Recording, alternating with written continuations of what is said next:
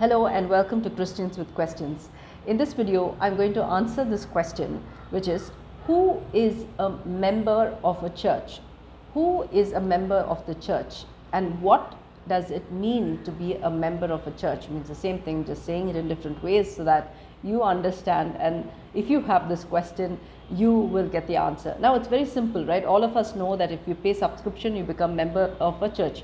Of course, it has a process. It has to go through the pastorate committee. Everybody approves it, and then usually they will watch how often you come to church, if you're taking communion there, how involved you're in church, and then eventually they will give you membership, right? So this is how it is.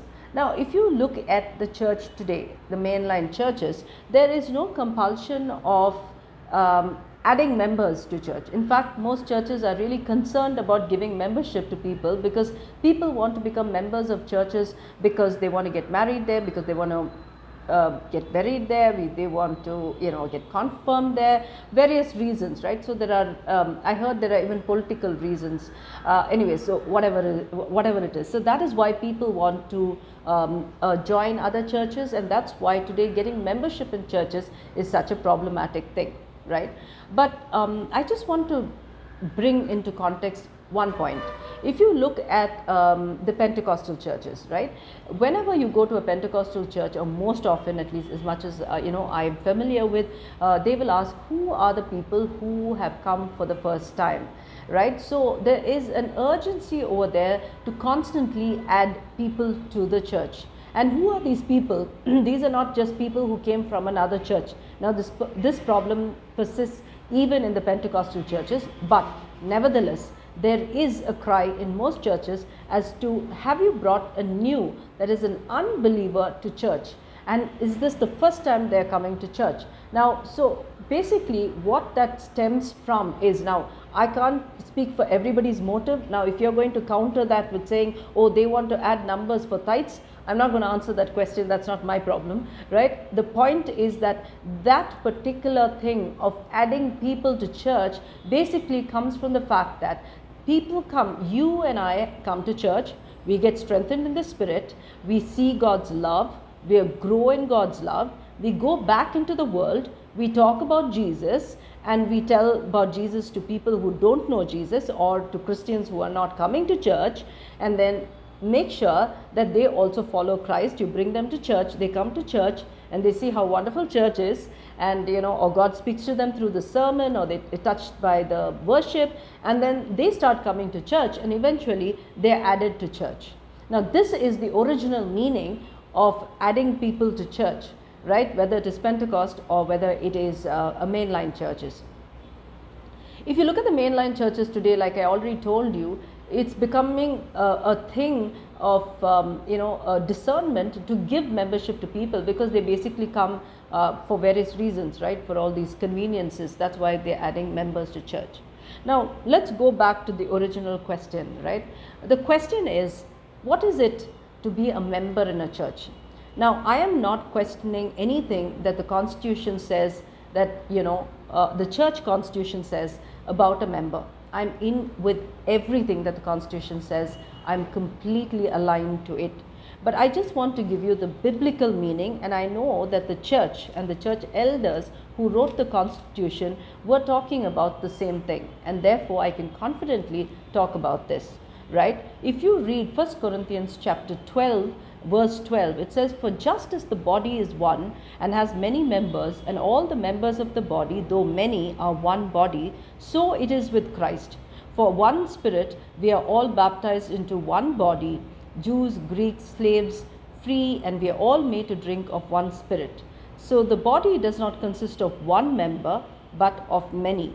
So if the foot would say, because I'm not a hand, I do not belong to the body, that would not make it any less part of the body, right? And it goes on. He talks about various parts of the bodies. It says, if you can't say that I don't want to hear, you can't, the toe, you hurt your toe, your whole body hurts, all sorts of, there are various things. So basically what he's saying is, if you go back even to the dictionary meaning of member, it's not like some license to join a place. A member basically means the part of a body. That is what is original meaning of member. So when we say membership today, it has almost become like as if it is like a license to be part of a group, like how it is for clubs. You have to have membership for clubs.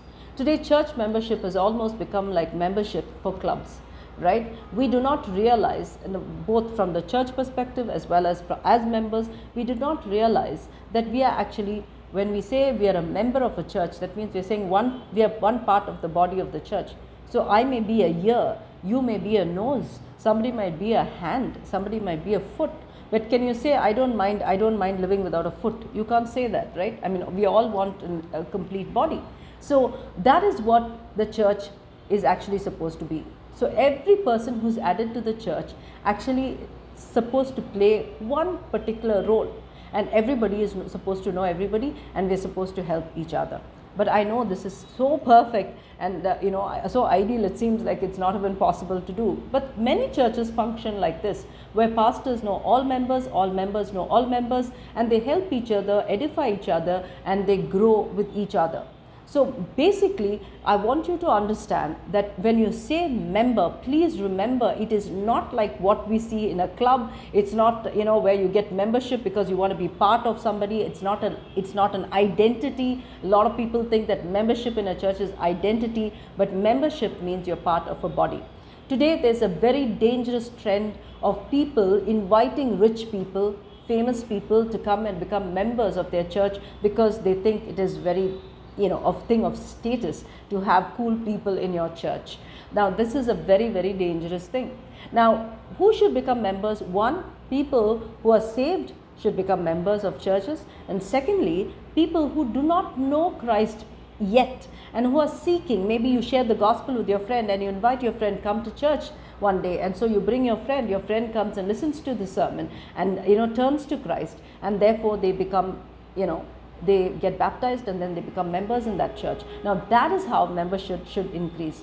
Now two things that we saw today is the fact that when we talk about members, they're actually parts of a body and it's not some kind of a license. And secondly, it is important that the church actually looks at increasing its numbers, the mainline churches. Today we don't have that burden at all. You have elections, we have manifestos. Not one manifesto says that yes, we need to go reach out to people and bring more members into our fold. Nobody says that. I mean, that's not even remotely part of the agenda.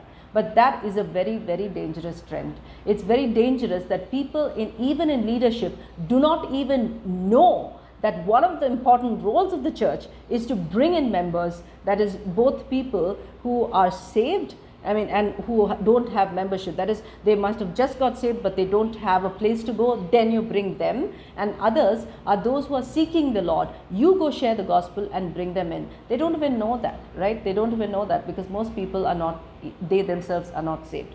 So today I think we got the message loud and clear. Next time somebody tells you, are you a member of a church? Remember and ask yourself, are you really a member of a church?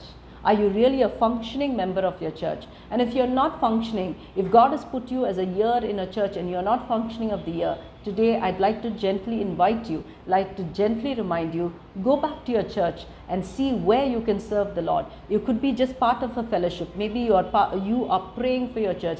Maybe you are the one who serves coffee in your church. Whatever you're doing, you have a role in your church. Find your calling and be that member that you're called to be. All glory be to God. If you have any more questions, please put your questions in the comments. I will be more than happy to answer your questions. See you later. Bye.